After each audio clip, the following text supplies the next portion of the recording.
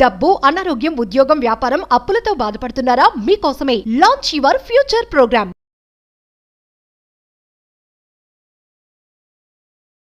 నమస్కారం అండి, డాక్టర్ శ్రీ ఆచార్య అనంతకృష్ణ స్వామి గారు. నమస్కారం.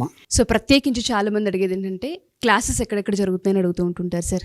ఈసారి క్లాసెస్ ఎక్కడెక్కడ నిర్వహించబోతున్నారు, డేట్స్ ఏంటి, ఏరియాస్ ఏంటి? ఓకే అమ్మా, మనకి ఇప్పుడు 2024 20 అక్టోబర్ వచ్చి మళ్ళీ హైదరాబాద్లో ఉంటుందండి. అలాగే 27 అక్టోబర్ వచ్చి బెంగళూరులో ఉంటుంది. 3 నవంబర్ వచ్చి విశాఖపట్నంలో ఉంటుంది. 10 నవంబర్ వచ్చి తిరుపతిలో ఉంటుంది. ఓకే. 1 డిసెంబర్ వచ్చి రాజమండ్రిలో ఉంటుందమ్మా. Sure sir. విధంగా వీలైనంత తొందరగా ఎన్రోల్ చేసుకోండి. అలాగే ఇంకో మీకు స్పెషల్ విషయం ఏంటంటే 22 డిసెంబర్ మనకి స్పెషల్ క్లాస్ ఉంటుంది. ఓకే. వీలైనంత తొందరగా స్పెషల్ క్లాస్కి ఎన్రోల్ చేసుకోవాలి. ఎందుకంటే లాస్ట్ టైం కూడా చాలా రష్గా ఉండింది. దాని గురించి నేను మళ్ళీ నెక్స్ట్ ఎపిసోడ్లో దాని గురించి ఎక్స్ప్లెయిన్ చేస్తాను. డెఫినెట్గా సార్. దాని గురించి వివరణ ఇస్తాను. 671వ ఎపిసోడ్. సో దానికన్నా ముందు లాస్ట్ ఎపిసోడ్ నేను మీతో చేసినప్పుడు మనసుకి అనుసంధానం చేసుకునేలా మన థాట్ ప్రాసెస్ కావచ్చు, మన సంకల్పాలు కావచ్చు ఉండాలి. ఋతుంబర ప్రజ్ఞ గురించి మీరు ఒక వీడియో చేయడం జరిగింది. No words. అసలు ఆ వీడియో గురించి ఒక 10 సార్లు నేను కూడా చూస్తాను ఆ వీడియో మళ్ళీ. అంత బాగా అనిపించింది. మనం ఏదైతే అనుకుంటూ ఉంటామో మన మనసులో నుంచి వచ్చే ఆలోచనలే మన మనసుతో మాట్లాడే ప్రక్రియ ఋతుంబర ప్రజ్ఞ. ఎలా అంటారు, మన మనసులో మన ఆలోచనలు ఏవైతే ఉంటూ ఉంటాయో, మన మైండ్లో ఏవైతే కావాలి అని కోరుకుంటుంటామో కోరిక అని చెప్తూ ఉంటుంటాం, ఆ కోరికను ఎలా అనుసంధానం చేయాలి అంటారు మనసు? ఇక్కడ విచిత్రం ఏందమ్మా అంటే ఈ ఋతుంబర ప్రజ్ఞ మీద నేను ఇప్పటికి ఒక 5-6 వీడియోలు చేశాను. సేమ్ ఇదే సబ్జెక్ట్. అది తరగని సబ్జెక్ట్. అది మళ్ళీ నాకే అనిపిస్తుంది, చెప్పినప్పుడల్లా కొత్తగా నాకే అనిపిస్తుంది, ఇంకేదో కొత్తగా నేనే తెలుసుకుంటున్నా అనే ఫీలింగ్ వస్తుంది. ఎందుకంటే దాంట్లో ఉన్నటువంటి మధుర అనుభూతి అలాంటిది. దాని ఎక్స్పీరియన్స్ అయినప్పుడే తెలుస్తుంది. విచిత్రం ఏంటంటే ముందుగా మన సబ్జెక్ట్లోకి రావాలి. నేను ఇప్పుడు మహిళల గురించి కూడా మనం వీడియోలు చేసినప్పుడు మనం ఏమనుకున్నామంటే ఫస్ట్ మీకు సెంటిమెంట్ అనేది ఒకటి ఉంటుంది, దాన్ని పక్కన పెట్టాలన్న. ఓకేనా? తర్వాత ప్రేమ, ఆప్యాయత, జాలి, కరుణ, దయ మన సబ్జెక్ట్లో ఉండవన్నాను. ఇవి కాకుండా నీ యాటిట్యూడ్ని నువ్వు మార్చుకొని నువ్వు ఉన్నతంగా మార్చడానికి కొన్ని మీరు అలవాటు చేసుకోవాలి.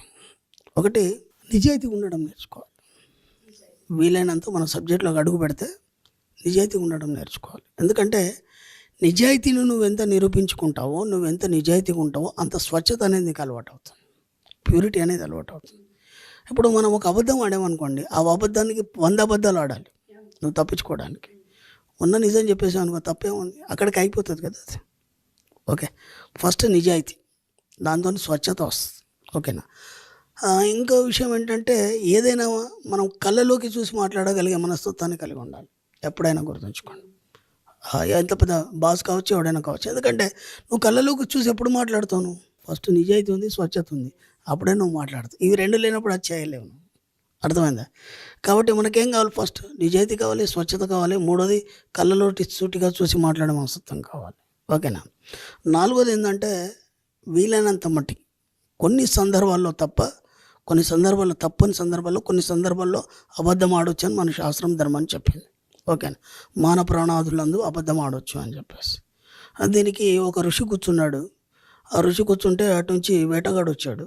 ఓకేనా? ఆ పందిని వేటాడుతూ వచ్చాడు. సడన్గా ఆ ఋషి యొక్క ఆశ్రమానికి వచ్చింది. అది వచ్చాడు, పక్కకి వెళ్ళి తాక్కు.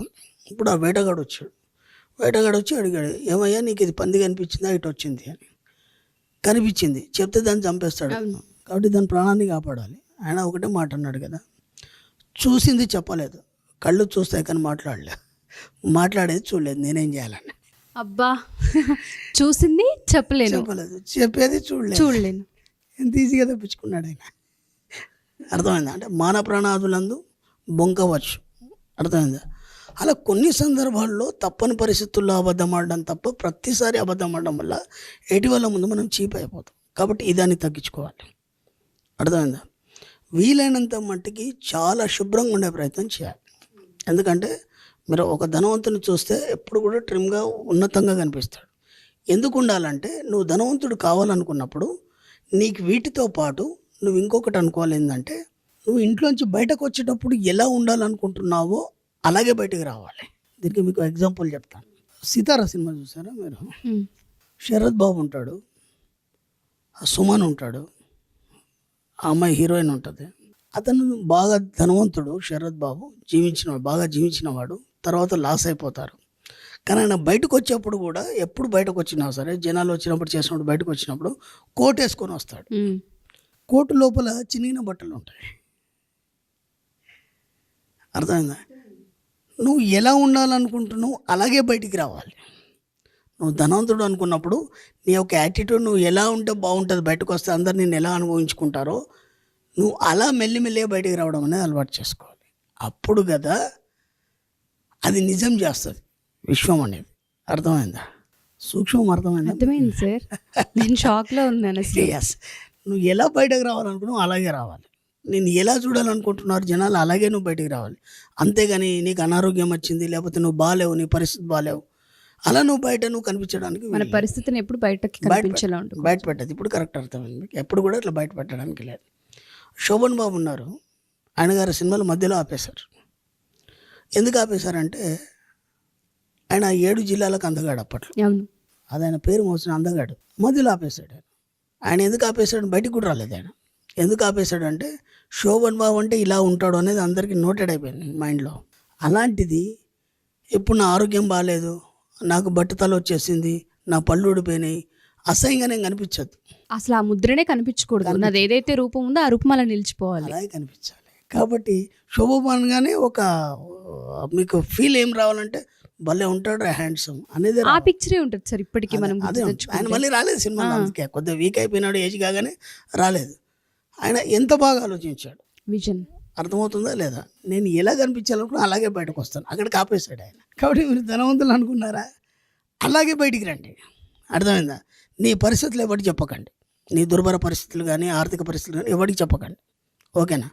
ఫస్ట్ నిజాయితీ, తర్వాత ప్యూరిటీ, స్వచ్ఛత, తర్వాత మీ యాటిట్యూడ్, ఇలా ఒక్కొక్కటి. మూడోది మనం కళ్ళల్లో సూటిగా చూసి మాట్లాడడం, అలాగే అబద్ధాలు ఆడకపోవడం, వీలైనంత శుభ్రంగా ఉండడం. ఈ 5 కరెక్ట్ మెయింటైన్ చేయండి. డెఫినెట్గా సార్. ఈ 5 కనీసం ఒక 6 నెలలు మెయింటైన్ చేయండి. సూత్రాలు మన సబ్జెక్ట్లో డబ్బు రావాలి, మనం ధనవంతులం కావాలి, ఒక ఉన్నత స్థాయికి వెళ్ళినప్పుడు ఈ 5 మెయింటైన్ చేయండి పర్ఫెక్ట్గా. ఖచ్చితంగా 6 నెలల్లో మీరు ఏదైతే కోరుకున్నారో, ఎలా బయటకు రావాలనుకున్నారో అలాగే పరిస్థితులు మీకు తయారైపోతాయి. డెఫినెట్గా సార్, డెఫినెట్గా. ప్రతి ఒక్క ఆడియన్ కూడా పెన్ను పేపర్ తీసి ఎపిసోడ్ మళ్ళీ బ్యాక్ పెట్టైనా సరే చెప్పిన ఈ 6 సూత్రాలు ఒక 10 సార్లు రాయండి, 6 నెలలు ఫాలో అవ్వండి. మళ్ళీ ఇదే ఎపిసోడ్ కింద మీ ఎక్స్పీరియన్స్ని మాకు కామెంట్ రూపంలో తెలియజేయండి. స్వచ్ఛత, నిజాయితీ, అబద్ధం ఆడకపోవడం, కళ్ళలో సూటిగా చూసి శుభ్రంగా ఉండడం, మీరు ఎలా ఉండాలనుకున్నా అలాగే బయటికి రావడం, ఇది అసలు అది అల్టిమేట్ సార్.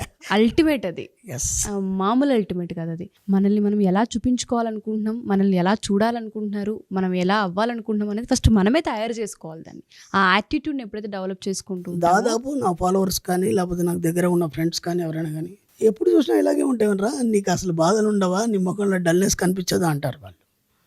ఏమో నాకు తెలియదు, నేను ఎలా ఉన్నానో అలాగే బయటికి రావాలనుకున్నాను, అందుకే ఇలా ఉన్నా. No words. Great experience sir. నా అదృష్టం ఎపిసోడ్స్ నిజంగా వినడం. ఎందుకంటే ఎక్కడో ఏదో అదృష్టం చేసుకుంటే ఇలాంటి సందర్భాలు వస్తూ ఉంటుంటాయి. అదృష్టం కాదు, మీరు పొందాలని ఉంది, మీకు తీసుకోవడానికి మీరు అర్హులు కాబట్టి మాత్రం ఈ సబ్జెక్ట్ అందుతుంది. Thank you sir. Thank you sir. Thank you so much. Thank you.